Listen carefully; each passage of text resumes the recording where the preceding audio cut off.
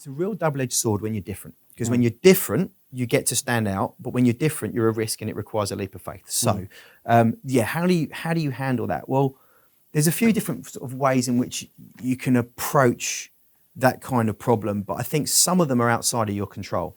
And what you tend to find is that the market then follows a leader. So where Bromium for a long time trying to been defining ourselves and saying how we're different and everything else. And then what happened is the US government became really serious about us and they started using the terminology application isolation and containment. It's quite a mouthful, isn't it? It's a big mouthful.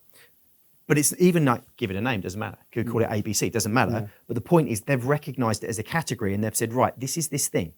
And when someone big like that says, this is this thing, all of a sudden other people go, well, that's now a bucket. And I have a frame of reference. I can put that stuff in a bucket. I'm going to put a budget aside to that. And I can put a budget aside. Because otherwise what happens is, well, how do you work? Well, we work by doing this. I don't really get that. Where do you run? You run on the endpoint. All right, your endpoint software. So all of a sudden you're AV. No, we're not. But and that's the problem. The other way you get around it, so some of that is macro. You know, you just try and do the many things you can until you're successful, and then someone big enough makes a statement, and all of a sudden there's a Gartner Magic Quadrant, and that changes. The other thing is to tell the story and just show how it's a continuum.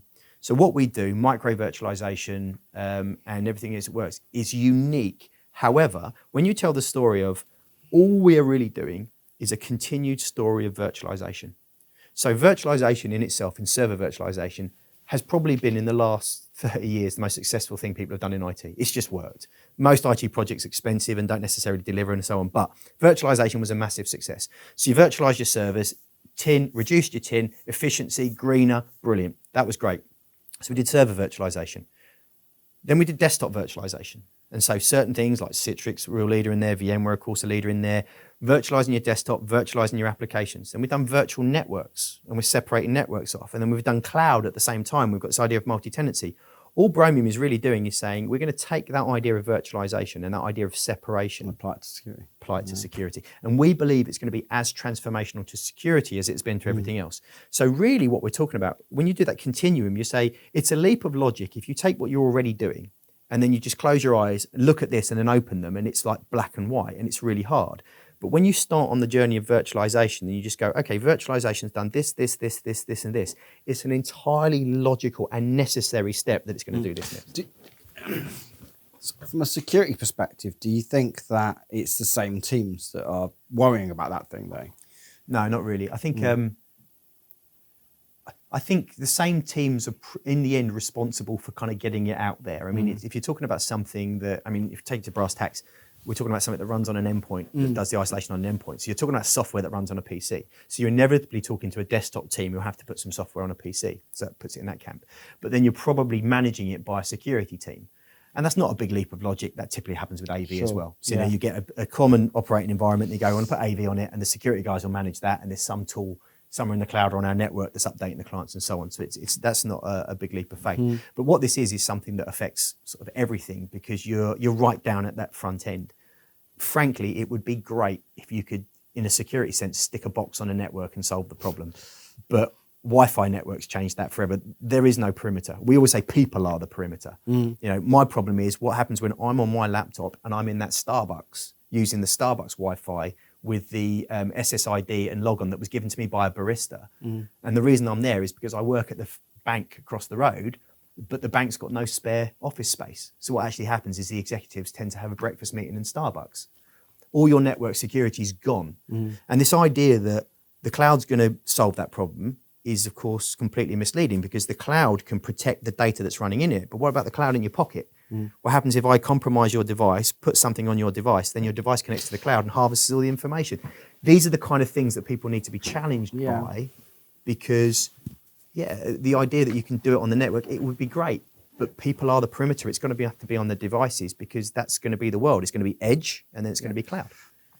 It strikes me that one of the problems that we have in our industry is there's if you think about the number of vendors that an organization has to deploy to try and have any success in being secure, it's just too many. Like, how can you expect a security team to really make sense of all of this and to figure out what alerts matter, to figure out Yeah. what it actually means to them as an organization. What does this actually mean? I've got these alerts, but what do they actually mean? Like, what do I do next? It's like, I feel that like we need to be strict. Actually, we need to come up with ways as an industry to help CISOs have less product, have less vendors in their environments to be successful. It's too many vendors operate in silo. Yeah, and it's an interesting problem because there's so many different angles to what you're asking there, Aidan. Because if you look at that kind of consolidation, this is actually something that the larger security vendors do very well. Is they sell a message that best of breed doesn't work. What you need is a single source, single solution, and we've got everything that you need. And if you look particularly at the AV vendors in that space, you can see over the time that AV started at this price with this level of functionality, and over the years the price has gone like that and the functionality has gone like that because it's commoditized and it doesn't necessarily work very well. So what you end up with is that's a logical statement to make is you've got to kind of think, I've got to simplify. But then that tricks you into going, well, I'll just buy from one of the big players and they'll cover me. And you don't want, I suppose also the risk is you end up becoming a jack of all trades and you do all of it a little bit badly. So there's that. I do see. But it's a completely logical statement that people want to simplify. I think the key thing then is this is why so many organizations will either work with a systems integrator or work with a partner who will kind of consolidate this for them, whether it's through their portfolio or for a desktop offering, because they're saying, well, the key thing is, how can I put these Lego bricks together? Yeah. I want as few Lego bricks as possible that when I put them together can give me as much flexibility as possible. So I want to be able to have this sort of thing. And I think the key thing is to say that people will often say, I don't want another vendor. I don't want another agent on the endpoint. And you say, why? Oh, because I've got 5. Well, a while ago you had 3. Yeah. And then you needed 4 and 5. So what that tells you is that's kind of the way that it goes. So I think as long as you're taking the steps where you say, okay, how can I ring fence as much as I can from one place and get it all integrated? I think that's what I meant. But then over time, look at what I'm getting and say, what don't I need? What a lot of people ask us is, if I were to use your tech, what else don't I need? Exactly. And the answer to them is, I don't know. You tell me. Now, I have a tool that will help you manage your risk, but it's your risk. My job between meeting you and you being really happy is to say, how can we work together so I can show you how I can reduce your risk, and how we can learn together where are you getting value and where you're not, get rid of stuff. So I think as long as people are going through the cycle of saying, right, we're checking, and we've found that 3 years ago we needed X, Y, Z, now we need A, B, Z. We've found that things have changed. Yeah, that's interesting. Because if I sort of take the context of our organisation, we find that people buy separate tech for discovery and classification, separate tech for user and entity behavior analytics, and separate tech for figuring out who's got access to what. And there's no sort of connection between a lot of them. And I think that having those types of approaches in silos just doesn't make any sense at all. And I think it's just too many vendors to manage, and you're going to struggle to get value. And I think that that's quite often a problem. And I think the same is true in your market. I think that there are lots of vendors out there that are picking off little bits of the market, and if you have each one of those solutions and they're not talking to each other, there's no integration.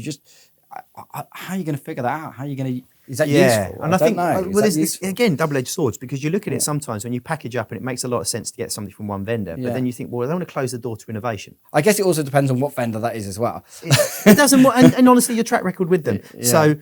I don't want to keep myself out of innovation, because innovation, other smaller vendors will move faster than those guys, and I don't want to lock myself out of that. But also, I don't necessarily want bleeding edge. I want it proven and so on. I think the key thing is just taking an objective look at the stuff you're looking at and saying, what is the differentiation? So if I've got something, and in that package, I've got several different components, and I think all those components are valuable, then if I look externally and think, well, that one's only a little bit better, and honestly, the differential's not that great, and their competitive advantage isn't that great, and the barriers to entry aren't that great, then maybe don't go there. But then if you look at something that's innovative, that is really innovative and really different and is proven, and you say, well, actually, that has value for some time, and that tech is different enough to make it really compelling, then sort of plug it in. But I think everyone is now accepting that you have to do things along open standards. And something you mentioned a minute ago in one of your questions was about threats and stuff. What we see when anyone's trying to consolidate either into their own SOC, or they're looking at services, or they're looking at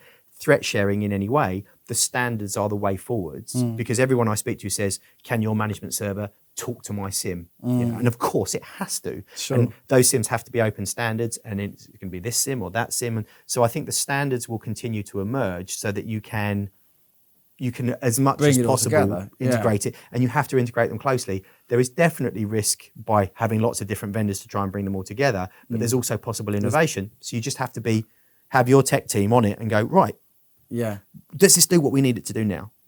Is it going to do what we need it to in the future? And does it in any way stop us from innovating next month when something changes? Right.